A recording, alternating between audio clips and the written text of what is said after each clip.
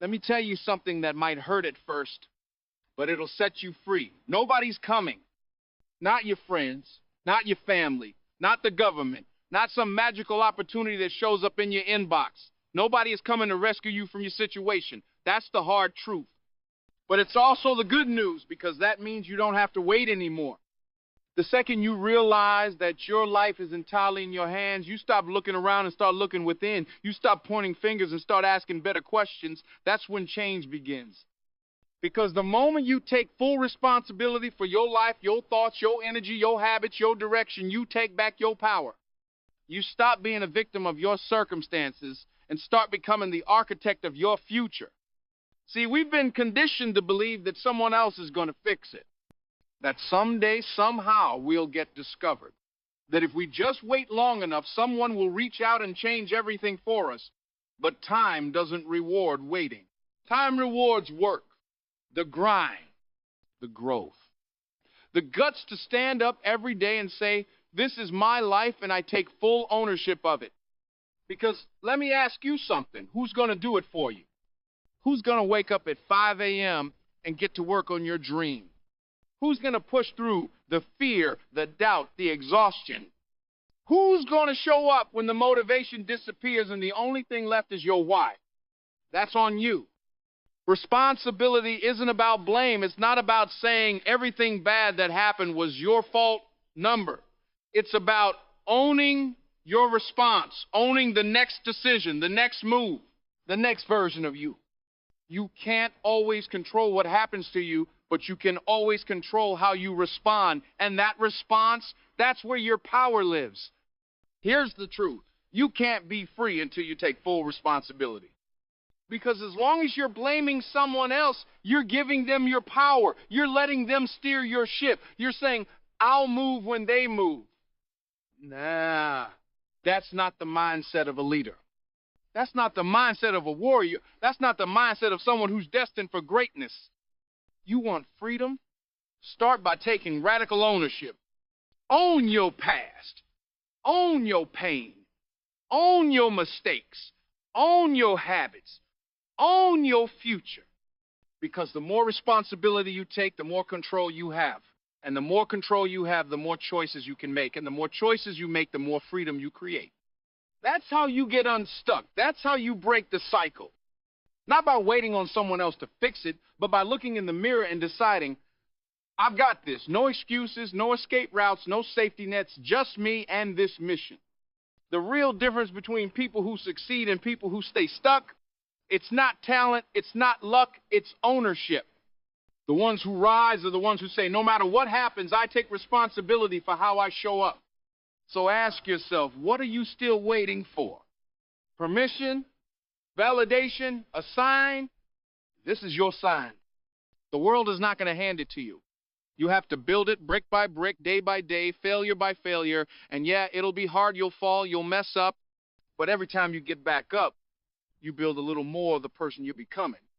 And one day, you'll look back and realize you didn't need saving. You just needed to wake up and realize the hero was in you all along. So no more blaming. No more waiting. Wake up. Stand up. Own everything. Because personal responsibility, that's the beginning of your freedom. Let's clear something up right now. Life is not fair. It never has been. It never will be. The sooner you accept that truth, the sooner you can stop being bitter and start getting better. We live in a world where people walk around with their hands out expecting something, expecting the world to reward them just because they showed up, expecting success just because they tried, expecting peace just because they want it. But life doesn't work that way. Life doesn't hand out trophies for intentions. It rewards execution, effort, endurance. You can't walk through life thinking, I deserve this, just because you've been through pain. We've all been through pain. We've all been hurt, betrayed, overlooked. We've all faced situations that weren't our fault. But here's the thing. Pain doesn't make you special. What you do with that pain does. So no, life doesn't owe you. It doesn't owe you an apology. It doesn't owe you a second chance. It doesn't owe you clarity or comfort or closure. That's not how this works. But here's the flip side, and this is where the power comes in. You owe it to yourself to take everything you've been through and turn it into something. You owe yourself effort. You owe yourself discipline. You owe yourself belief. You owe yourself a shot at becoming everything you say you want to be. Because if you don't give that to yourself, who will? Stop waiting for someone to validate your potential. Stop waiting for someone to tell you it's your time. Stop waiting for someone to say you deserve this. Act like you already do. Not because you're entitled, but because you're willing to pay the price. You owe yourself the grind. You owe yourself the discomfort of growth. You owe yourself the long nights, the early mornings, the sacrifices. Because nobody else is going to make those for you. Nobody else is going to carry your dream. That's your weight to lift. And hear this loud and clear, nobody's stopping you but you. You might say it's your past, your upbringing, your trauma, your environment. And yeah, those things are real. I won't pretend they're not. But here's the thing, your past might explain you, but it doesn't excuse you. It doesn't give you a free pass to stay stuck. You owe it to the kid you used to be. The one who had dreams before the world told them to lower the bar. You owe it to the version of you who kept going even when no one believed. You owe it to the future you, the one who's waiting to meet the person who finally showed up and did the work. So stop expecting life to hand it to you. Life is cold. It's hard. It's brutal sometimes. But it's also beautiful, generous, and full of opportunity if you're willing to fight for it. And that fight, it starts with you every day. In the small moments, in the decisions no one sees, in the battles no one claps for. You want something out of this life? Good. Go earn it. Wake up earlier, focus harder, move with intention. Do the work when you don't feel like it. Say no when distractions try to pull you off course. Say yes to the hard things that make you stronger. You owe yourself excellence. You owe yourself discipline. You owe yourself your best shot. Because if you won't give it to yourself, then stop expecting the world to give it to you. The world isn't watching to save you. It's watching to see if you'll save yourself. So stop waiting. Stop complaining. Stop expecting. Life doesn't owe you anything.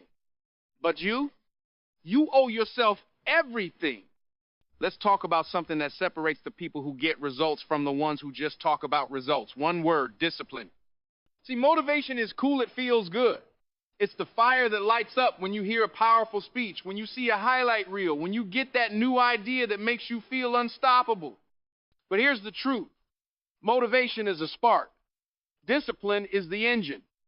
Motivation comes and goes. It's fleeting, it's emotional, and it disappears the moment life gets inconvenient. Discipline? That's built. It's forged in silence. It's what keeps you moving after the hype dies down. It's the voice that says, get up anyway. Train anyway. Study anyway. Work anyway. Show heaven when you don't feel like it. Everybody's motivated when things are easy, when the mood is right, when the path is clear. But discipline kicks in when none of those things are there, when you're tired, when you're frustrated, when you're doubting yourself. That's when the real ones show up. That's when the winners separate from the wishers. You think the greats were always motivated? Number? They were disciplined. They had a routine, a system, a code. They didn't chase feelings. They followed habits. Because discipline doesn't ask, how do I feel today? Discipline says, what needs to be done today? And then it gets done. Period. You want to change your life? Stop depending on motivation. Motivation is emotional. Discipline is a decision. Make that decision every single day, whether the feelings are there or not. The truth is, most people are addicted to inspiration but allergic to consistency. They love the idea of the grind until it starts grinding them. They love the dream until they meet the demands. But here's a secret. You don't rise to the level of your goals. You fall to the level of your discipline. So, if you want to go further, get tougher. Build a system. Stick to your schedule. Keep your promise, especially the ones you make to yourself when nobody's watching. Every time you do something hard when you don't want to, every time you push through the resistance, every time you choose growth over comfort, you build something in yourself that no one can take away. You build trust, you build grit, you build a mindset that doesn't break. So don't wait for the perfect moment. Don't wait to feel ready. Just start. Stay consistent. And when the motivation fades sand, you'll still be standing. Because discipline, that never left. Wake up. No one's coming to save you. Take responsibility. Life owes you nothing, but you owe yourself everything. Motivation fades, discipline wins. You are the hero you've been waiting for. Stop waiting. Start building. It's your time. Go earn it.